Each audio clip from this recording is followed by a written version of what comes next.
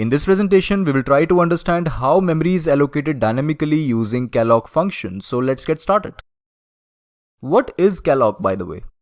Calloc function is used to dynamically allocate multiple blocks of memory. So it is a built-in function that too declared in stdlib.h like malloc function, and this function is used to dynamically allocate multiple blocks of memory. It is different from malloc in two ways, let me tell you. The first is that calloc needs two arguments instead of just one. Here is the syntax of calloc. Calloc needs two arguments. The first argument represents the number of blocks and second argument represents the size of each block.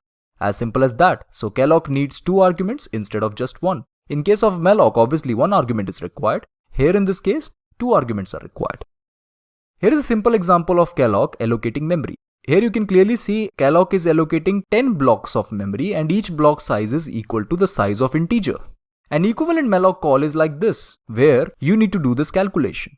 10 is multiplied by size of integer. It means that 10 blocks of memory has been allocated where each block size is equal to the size of integer. Both are doing the same job, but here you can see the syntax is different. Now let's discuss difference number 2. Memory allocated by calloc is initialized to 0. It is not the case with malloc, let me tell you. Memory allocated by malloc is initialized with some garbage value, while in the case of calloc, it is initialized to 0. This is very important point, let me tell you. When memory is allocated by calloc, automatically all the blocks have been initialized to 0. Please note that malloc and calloc both returns null when sufficient memory is not available in the heap. Calloc stands for clear allocation and malloc stands for memory allocation. Here M stands for memory and C stands for clear. Okay friends, this is it for now. Thank you for watching this presentation.